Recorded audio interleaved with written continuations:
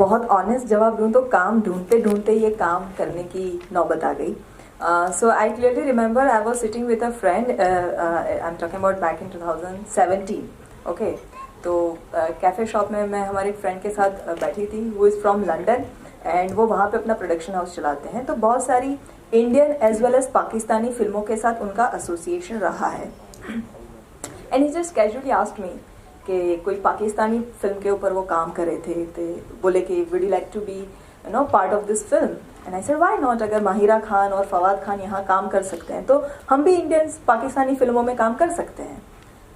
And he said कि हाँ, लेकिन एक प्रॉब्लम है, वो तेरे सरनेम की वजह से तू पाकिस्तान गई और वापस नहीं I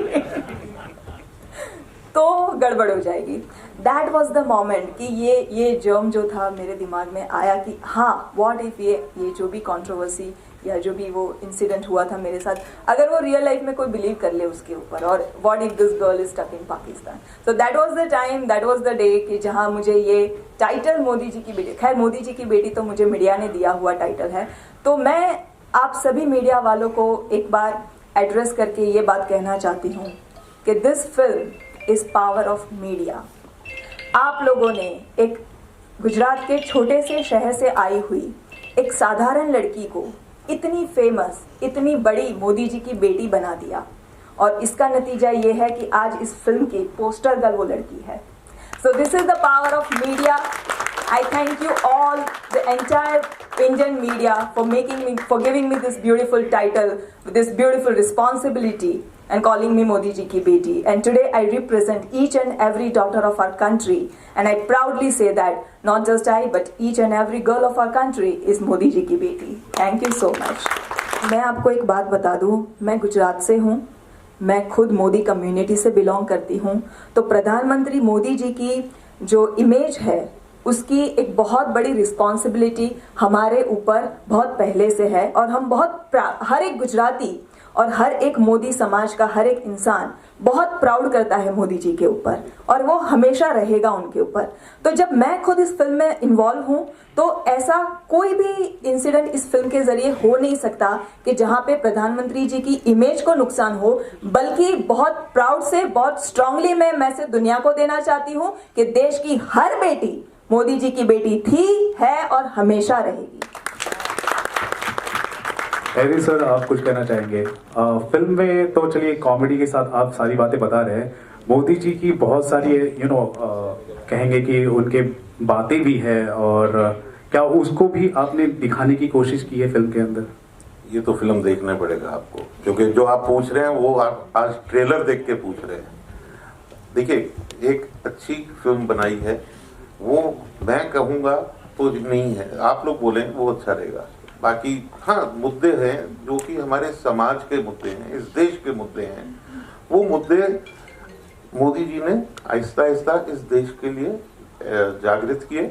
once they have come up today, same things in reference at certain places you may find, but that is not to be mistaken. I would just say this is not to be mistaken as a political film. It's a total fun film. It's a total joy ride.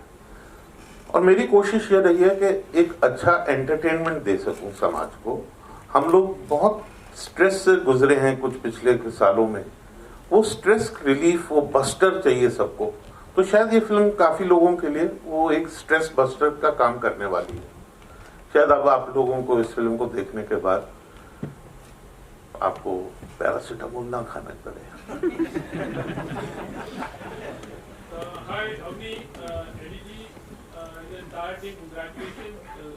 Thank you. बहुत title है, trailer देखा, मुझे बहुत ही अच्छा लगा. Film बन गई है, मोदी जी की बेटी है. जैसे आपने कहा था कि मोदी कम्युनिटी से बिलोंग करती हूँ, गुजरात से बिलोंग करती हूँ, तो ये मंशा भी होगी कि ये फिल्म मोदी जी तक पहुँचे. और आप लोगों ने कुछ सोचा होगा कि यू मस्ट हैव ट्राइड कि ये फिल्म मुझको दिखाई जाए, या इस तरह के कुछ प्लान्स तो होंगे शायद, है इस तरह के? हम बिल्कुल चाहेंगे, और हम तो पूरी कोशिश कर रहे हैं कि हम मोदी जी तक ये फिल्म पहुंचाए. और मैं तो चाहूंगी पूरी मीडिया हमें इसके अंदर सपोर्ट करे. तो प्रधानमंत्री मोदी जी तक हम ये फिल्म बहुत अच्छे से हमें उनको दिखाना चाहते हैं, but there is a protocol which we have to follow, so we are trying for that. अरे आप लोग शोर मचाओ ना तो फिर अपने आप पहुंच जाएगी, फिर वहां से हमें बुलाएंगे कि दिखाओ ये फिल्म, तभी तो आप लोगों का सपोर्ट चाहिए हमें। या फिर दूसरी तरह से पूछूं, मोदी जी तक तो it's like very top level, या फिर उनके कोई कार्यकर्ता या फिर उनकी पार्टी से किसी ने आपको अप्रोच किया होगा या उनको ये फिल्म देखनी है? सर क्या है ना, पार्टी की अगर आप बात करें तो हमने बहुत लोगों को ये फिल्म दिखाई है और बहुत लोगों को ये फिल्म के बारे में पता है बेसिकली। तो जो पार्टी की आप बात कर रहे हैं तो ये तो है कि अभी इंडिया की लार्जेस्ट पार्टी है, तो हर कोई कहीं ना कहीं तो उनके साथ जुड़ा ही है ना, तो हमने जिनको दिखाई ना वो सब इनडायरेक्टली तो उन्हीं के साथ है। अवनी जी, हाँ जी सर, सेंसर भी हो चुकी है। अवनी जी यहाँ हाथ ऊपर है मेरा। Okay sir, thank you. Siraj Syed नाम है मेरा, filmfestivals.com की तरफ से। Thank you for coming sir. My pleasure. मुझे दिलचस्पी है ये जानने में कि आपने ये फिल्म लिखी कैसे, क्योंकि बतौर एक्ट्रेस तो आप काफ़ी मशहूर हैं, काफ़ी फिल्में की हैं आपने, थिएटर भी किया है, लेकिन story, screen play, dialogue film के लिए लिखना एक अलग कला है। इसमें आप किसी से प्रेरित हैं? कुछ लोग ऐसे हैं जिन्होंने आपको इंस्पायर किया, कुछ डायरेक्टर्स, कुछ राइटर्स ने, या फिर आपने कुछ किताबें पढ़ी या फिर किसी से गाइडेंस लिया?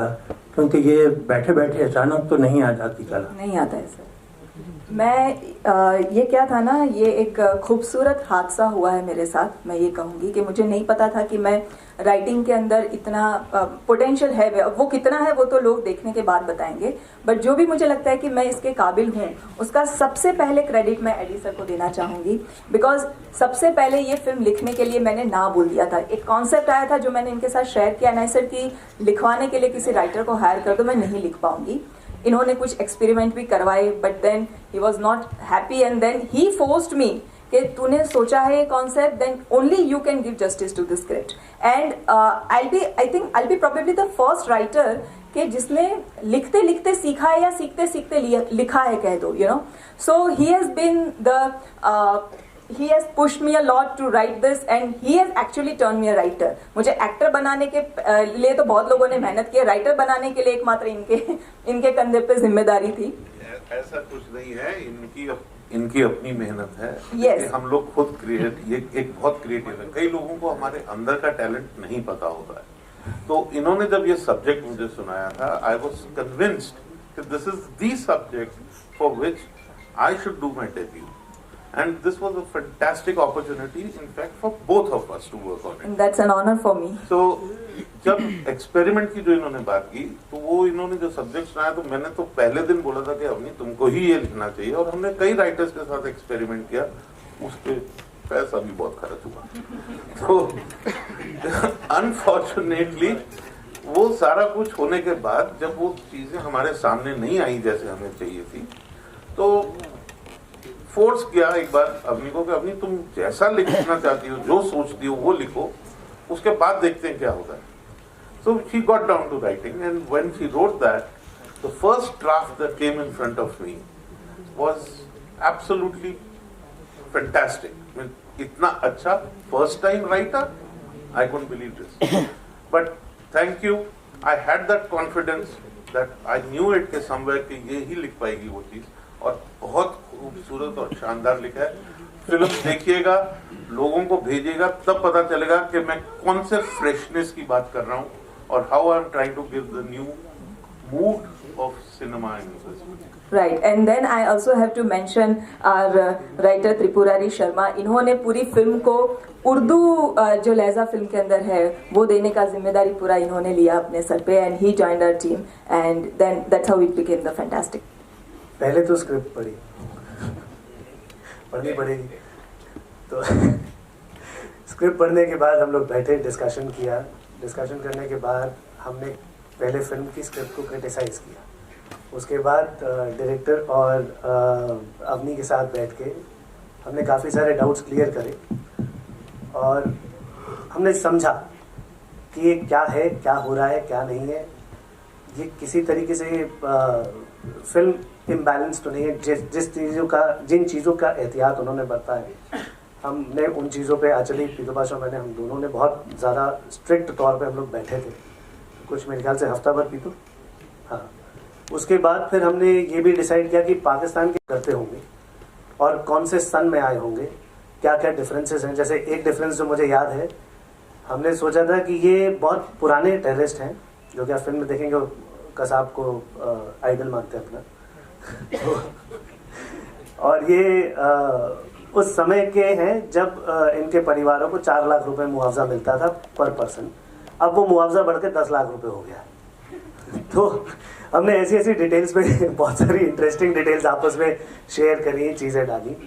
एक्सेंट हम लोगों ने थोड़ा कश्मीर का रखने की कोशिश करी। पिटू हाँ, मतलब सबसे इम्पोर्टेंट चीज़ ये था कि कोई भी कैरेक्टर की जो one of the very detail में करना पड़ता है वो है कि डायलेक्ट क्या है और कैसे लहजे में बात करते हैं। तो मेरे एक डायरेक्टर फ्रेंड है जिनका मिस्टर कॉल, वो कुछवाड़ा से हैं। तो मैं पूरा स्क्रिप्ट लेके उनके साथ एवरी डायलॉग उनसे बुलवा के उसको रिकॉर्ड करके सुन के, कि क्योंकि एक तो होता है कि ज्यादातर जगह पे हम लोग कैरिकेचर करते हैं, कोई बंगाली कैरेक्टर प्ले करना है, कोई कुछ, उसको कैरिकेचर करते हैं। बट अगर वो एक बंगाली उसको बोलेगा तो उस पे जो वो बहुत माइल्ड और सॉफ्टर फ्लेवर आते हैं एक्सेंट का। तो that we try to, I mean like उनके साथ काम करके मैंने ये किया।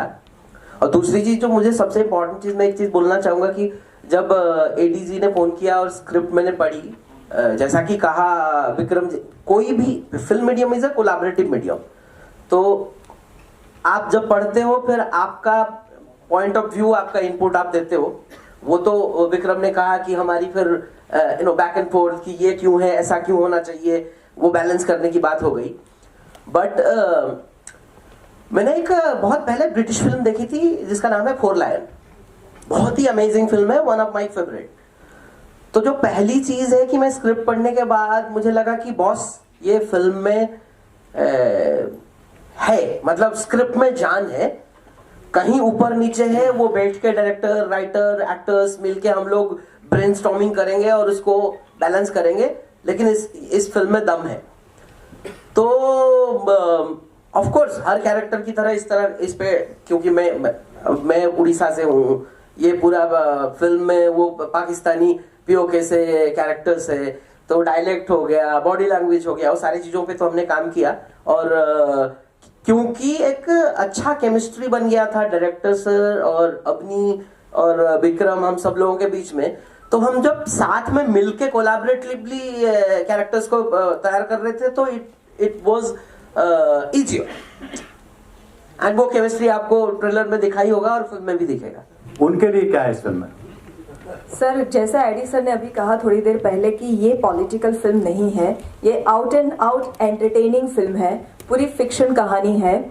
और ये फिल्म मोदी जी के सपोर्टर या मोदी जी के नॉन सपोर्टर के बारे में नहीं है, ये फिल्म हिंदुस्तानियों की है। ये फिल्म में मोदी जी की बेटी की आवाज वो आवाज है जो हर इंडियन पाकिस्तान को सुनाना चाहता है। क्या पाकिस्तान को हम कश्मीर के बारे में, जिहाद के बारे में, कैसा पाकिस्तान नाम का पड़ोसी मुल्क हम चाहते हैं, इंडिया का क्या फेवरेट होना चाहिए, उसका फ्रेंडशिप कैसी होनी चाहिए अगर उनको करनी है दोस्ती इंडिया के साथ, वो आवाज एक लड़की पूरे हिंदुस्तान की तरफ से पाकिस्तान को देके आती है। तो ये इंडिया और पाकिस्तान की फिल्म है, ये पॉलिटिकल फिल्म नहीं है। इसको बस आप थिएटर में जाइए, परिवार के साथ एंजॉय कीजिए, हंसते खेलते, और लोगों को रेकमेंड कीजिए। Thank you. पहली चीज तो हम लोग जुड़े हैं फिल्म देखने के बाद। जैसा कि अभी तक सब बातें हो रही थी कि मोदी जी की बेटी टाइटल, तो डेफिनेटली मार्केटिंग के पॉइंट ऑफ व्यू से ये एक पहली यूएसपी होती है, एक टाइटल का एक अट्रैक्शन होता है ऑडियंस के माइंड में। लेकिन हमने जब फिल्म देखी है तो फिल्म देखने के बाद हमने ये मतलब हम लोग हंस रहे थे, एंजॉय कर रहे थे, जो एक जेन्युइन रिएक्शन था होता है वो आ रहा था, प्लस एक सटायर, एक स्टोरी, एक अच्छा कंटेंट भी था। इन लोगों ने बड़ी मेहनत से बनाया है। तो वो जब हमारी बातचीत हुई तो एक जिम्मेदारी आई कि इस फिल्म को सिनेमा तक, थिएटर तक कैसे पहुंचाया जाए। तो आपने सही कहा कि बहुत मुश्किल है आजकल। मतलब अभी हम लोग वही डिस्कस कर रहे थे विनय जी के साथ कि जितनी अदर लैंग्वेजेस को मिला के एक वीक में 25, 30, 35 फिल्म्स हैं। हिंदी की बात करें तो एक वीक में 6 to 7, 8, 9, 10 फिल्म्स हैं। उसमें स्क्रीन जो पहले से फिल्में चल रही होती हैं वो ऑलरेडी कंटिन्यू करती हैं, उसके बीच में अपने आप को लाना, रिलीज करना इज अ टफ टास्क। लेकिन अगर फिल्म की पब्लिसिटी अच्छी हो और फिल्म के बारे में एक बज़ क्रिएट हो जाए और फिल्म भी अच्छी हो तो उसे चलने से कोई रोक नहीं सकता, ये हम सब जानते हैं कि वर्ड ऑफ माउथ से भी फिल्में चलती हैं। तो हमने फिर एक पब्लिसिटी का प्लान डिस्कस करके बनाया, जो कि ऑलरेडी ब्रांडेक्स इंडिया जो है 450 से भी ज़्यादा फिल्में डिजिटल प्रमोशन में कर चुकी है। तो डिस्ट्रीब्यूशन और मार्केटिंग के पॉइंट ऑफ व्यू से फिर हमने जो प्लान किया है उसमें जो थिएटर टारगेट किए हैं उसमें मीडिया का बहुत बड़ा कंट्रीब्यूशन भी होगा। आज से डेफिनेटली आज से हमारा कैंपेन शुरू हो रहा है, आज लॉन्च हुआ है तो, और हमें उम्मीद है कि जब फिल्म अच्छी बनी है और जब जनता का मोदी जी को इतना प्यार मिल रहा है तो मोदी जी की बेटी को क्यों प्यार नहीं मिलेगा, इसमें कोई शक नहीं है। तो वी आर श्योर कि अच्छा ही होगा। और हाँ, एक चीज और मैं जवाब देना चाहूंगा। एडी सर से मेरा डिस्कशन हो रहा था कि जिस तरह से कॉर्पोरेट ने कैप्चर किया हुआ है तो जो इंडिपेंडेंट फिल्म मेकर्स हैं वो कहाँ जाएंगे। तो हम लोग ब्रांडेक्स इंडिया की तरफ से ये एश्योरेंस है कि अगर फिल्म अच्छी है तो हम लोग 100% जो इंडिपेंडेंट फिल्म मेकर्स हैं उनको सपोर्ट करेंगे। Thank you sir. Tarun, Anand में सभी लोग तो बुरे नहीं होते, हम लोगों को सिर्फ कुछ लोगों के बारे में पता है जो टेररिस्ट हैं, कसाब है। पाकिस्तान में 25 करोड़ लोग हैं, आई एम श्योर 200-400 लोगों को छोड़ के बाकी सब अच्छे ही होते होंगे। वहाँ की जो आम जनता है वो तो नहीं लड़ाई करना चाहती है। जो फौजी है, मैं इसमें एक फौजी का किरदार कर रहा हूँ, उमर, वो बहुत ही डेकोरेटेड ऑफिसर है और वो पाकिस्तान, सही पाकिस्तान जो होता है वो इंडियन फिल्मों में रिप्रेजेंट नहीं होता है। तो आप ये समझिए कि ये भी हमारी एक बहुत बड़ी जिम्मेदारी है कि हमारा जो नेबर है, जिसके साथ हमारा संबंध छोटे भाई जैसा, बड़े भाई छोटे भाई होते हैं ना, हमारा तो वैसा संबंध है उनके साथ। किसी बात पे थोड़ी अनबन हो गई है और वो अनबन अब बढ़ती जा रही है क्योंकि कुछ वेस्टेड इंटरेस्ट जो है वो लोगों के उसके बीच में आ गए हैं। कश्मीर जो समस्या है, अब हम लोग अपनी फिल्म के माध्यम से ये बताना चाहते हैं कि do we actually need the border. Border से किसको फायदा होता है? बॉर्डर से सिर्फ हथियार बनाने वाली कंपनियों को फायदा होता है। मेरे हिसाब से बॉर्डर का फायदा और किसी को नहीं होता है। यही दोनों गरीब कंट्रीज हैं, दोनों अपने यहाँ पर बहुत सारे बच्चे भूखे मरते हैं, पढ़ाई नहीं मिलती है बच्चों को। हम लोग अपनी छोटी बच्चियों को पढ़ाएं, अपने यहाँ पर लोगों को खाना खिलाएं, बजाय कि हथियारों के ऊपर पैसा खर्च करें। तो पाकिस्तान का सही रिप्रेजेंटेशन भी बहुत जरूरी था।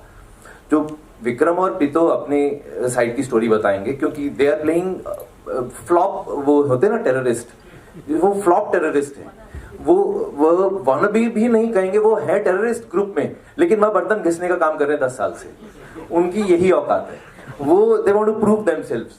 और मैं एक बहुत डेकोरेटेड आर्मी ऑफिसर हूं, मेरा काम है पाकिस्तान को रिप्रेजेंट करना। मुझे लाया ही इसलिए गया इन द फिल्म, स्टोरी की बताऊं तो, कि भाई पाकिस्तान की इमेज खराब हो रही है दुनिया में, तो जाओ ठीक करो उस इमेज को। तो आई होप कि पाकिस्तान की इमेज भी अच्छी होगी और ये फिल्म जितनी बड़ी हिट इंडिया में होगी उससे 4 गुनी बड़ी हिट पाकिस्तान में भी होगी।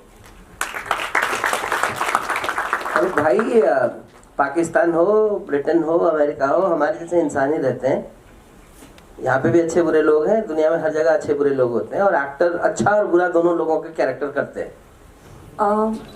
वेल, मुझे ये लगता है कि कलाकार का कोई मजहब नहीं होता, कलाकार की कोई नेशनैलिटी नहीं होती। हर कलाकार सिर्फ और सिर्फ अपनी कला को समर्पित होता है। तो I am sure if I am representing all artists of India, they want to work in all languages in every country, लेकिन nation comes first, okay? तो अगर बात हमारे देश की आती है तो हमारे देश की गरिमा को समझना, हमारे देश के गरिमा को संभाल के रखना, वो एक आर्टिस्ट की पहली जिम्मेदारी है। तो करंट सिनेरियो में मैं शायद ये लिबर्टी लेके सारे आर्टिस्ट की तरफ से यही बात कहना चाहूँगी कि ये फिल्म के जरिए हमने एक बहुत स्ट्रांग मैसेज दिया है कि हिंदुस्तान ने कभी, भारत ने कभी भी पाकिस्तान के साथ अटैक या वॉर की शुरुआत नहीं की। हमने हमेशा उनको जवाब दिया है। उल्टा दोस्ती का हाथ हमेशा इंडिया ने बढ़ाया है, उसका सामने से बैकफायर हुआ है उनके ऊपर। तो हम कैसा पड़ोसी मुल्क चाहते हैं, वो इस फिल्म का जवाब है, इस फिल्म के अंदर वो जवाब है। और यही अगर बात जो हमने फिल्म में कही है वो अगर रियल लाइफ में पॉसिबल होती है तो शायद हर एक इंडियन एक्टर, हर एक इंडियन आर्टिस्ट पाकिस्तान में नहीं बहुत सारे दूसरे भी कंट्रीज में काम करना चाहेगा, Pakistan would be one of them. और वहाँ के आर्टिस्ट को, वहाँ के टैलेंट को तो हमने वेलकम किया ही है। It is like there bad luck कि वो वहाँ पे इतने टैलेंटेड होते हुए भी यहाँ पे काम नहीं कर पा रहे हैं, जो कि बहुत ही अनफॉर्चुनेट है उनके लिए। बट जो बातें की जाती है उनकी तरफ से दोस्ती की, वो अगर एक्चुअल मायने में उनको वो लोग इनकॉर्पोरेट करें, सही शब्दों में अगर उसके ऊपर खरा उतरे, तो सारी चीजें पहले की जैसा वापस अच्छी हो जाएगी। सर, जिस स्केल पे ब्रह्मास्त्र बनी है और जिस स्केल पे ब्रह्मास्त्र प्रमोट हो रही है, हम तो उनके आगे बहुत छोटे फिल्म मेकर्स हैं और हमारी फिल्म बहुत छोटी है। तो हमारी फिल्म का एक ही मार्केटिंग स्ट्रेटेजी है, गुड कंटेंट, और गुड कंटेंट ही ऑडियंस को थिएटर तक लेके आती है। उसके अलावा बहुत सारी दूसरी भी बड़ी फिल्में आई है इसी साल जो नहीं चली है अनफॉर्चुनेटली, बड़े स्टार्स के होने के बावजूद। और कुछ छोटी फिल्में, कश्मीर फाइल जैसी और छोटी फिल्में भी रही है जो कि बहुत बड़ी हिट हुई है, वो भी छोटी फिल्में थी। So I think this is the high time कि हमें सिर्फ और सिर्फ अच्छा कंटेंट डिलीवर करना है, and rest everything is on audience. Audience बहुत स्मार्ट है, बहुत समझदार है। ओटीटी के आने के बाद स्पेशली वो वर्ल्ड सिनेमा के साथ उनका एक्सपोजर बढ़ चुका है, तो वो बहुत अच्छे से जानते हैं उन्हें कौन सी फिल्म देखनी है, कौन सी फिल्म नहीं देखनी है। लेकिन अब उस चीज के अलावा क्या हो सकता है, उसकी लिमिटेशंस बहुत बॉलीवुड में तो एटलीस्ट मेरे ख्याल से बहुत संकीर्ण मामला हो जाता है, क्योंकि बिना हीरो हीरोइन के, बिना लव स्टोरी के बहुत ही कम फिल्म्स आती हैं बाहर। सो ये उनमें से एक फिल्म है जो एक्चुअली बहुत कंटेंट ड्रिवन है। सो जो बार बार अवनी कहने की कोशिश कर रही हैं कि हमारा बेसिक प्राइम इस फिल्म को रिलीज करने के लिए जो भी सर रेडी हुए, जो हमारे साथ मतलब सर ने प्रोड्यूस किया, उसे अब मार्केट कर रहे हैं, जो भी लोग पैसा लगा रहे हैं इन सब चीज़ों में, वो सब कंटेंट की वजह से लगा रहे हैं। And this is I think the right time for this film, this kind of film, because आज के टाइम पे हम सब ये देख रहे हैं कि कंटेंट राजा है, आपको लाने वाला कंटेंट।